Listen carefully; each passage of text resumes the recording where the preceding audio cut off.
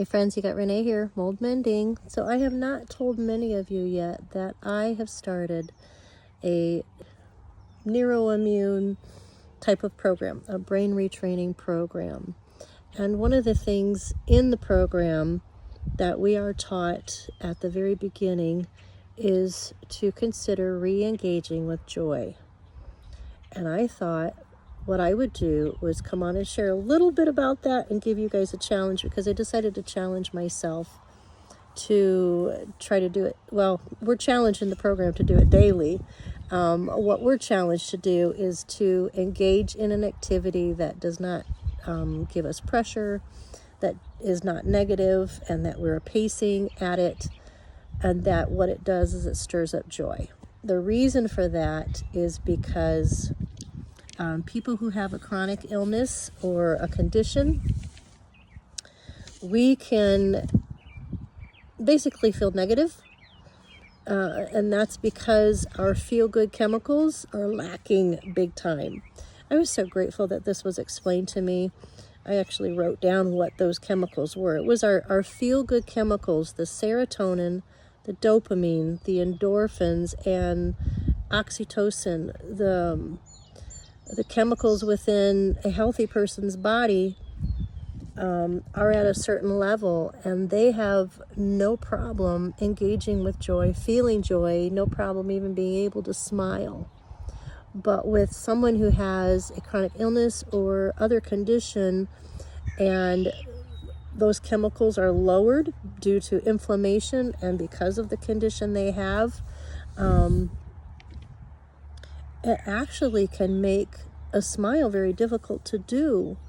The hardship of the illness can also add to that, and I guess add another layer of a block of just being able to feel joy, or a block of even being able to fake smile, So, and I remember that. I remember when I first went bedridden, basically, and how many months it took before I smiled. I remember the first time actually smiling and a laugh came out, and it shocked me because when I heard it out of me, I didn't realize I had been missing it for that long.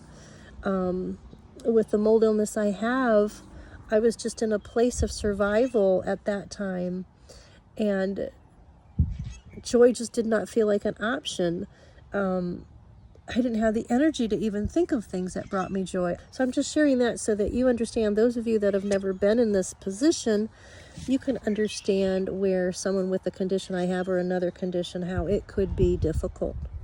And why in the Gupta program, the Gupta brain retraining, that's one of the foundational pieces that they ask us to do, is engage with that joy on a daily basis intentionally, but to do it like in a restful way.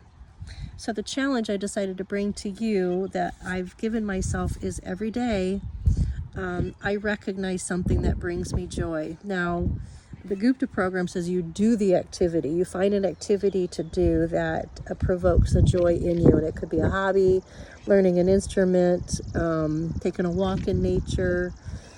They say even reading a good book. Something that just brings a provocation of joy within you, so that it counters. It's like a positive countering the negative.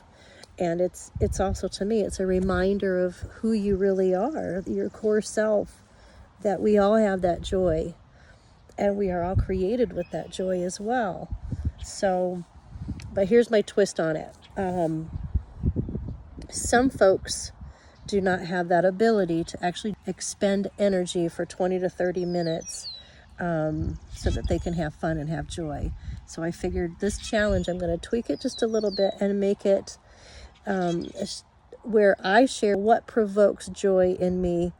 I'm going to try to post those things. I will share either a picture or a mini video or something of that sort. And it will be, here's my engaging with joy today. And like I said, it's not going to be an activity all the time. Most of the time it's going to be something I saw, something I smell, engage your senses with that. What did you taste? One idea is probably strawberries, because I can now eat strawberries and it makes me excited. and that brings me joy. And because I was not able to have strawberries for years, and now I get to. So just an example. I'm going to challenge you to share yours back with me, so everybody else can see it too. So you could do it through picture, you can write it, however you want to share it. But I thought I'd just challenge you that way. That's something that has been helpful for me, to be more intentional, to recognize those things that are bringing me joy. There's neurological work behind that I'm not going to go into. But one thing I've recognized is that when I'm intentional and focused and say, oh my gosh, this thing that my grandkids left, say the sand pit, whatever, I walk into it, and the feeling of that joy that just rises and takes over me, it takes us into our present state. So we're not thinking about the past, how great things used to be, and how rotten things are now with our health. We're not looking at past bad. We're not looking at today's bad. We're not looking at future doom that could happen, or what we could worry about that bad could happen.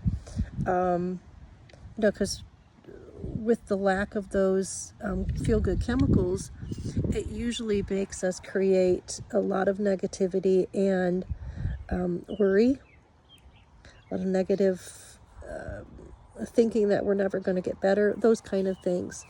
And so the re-engaging with joy keeps you in present mode right now, and you're also engaging with your body, with your conscious and your subconscious, telling it, I'm safe, I'm in a good place, and it's even speaking health.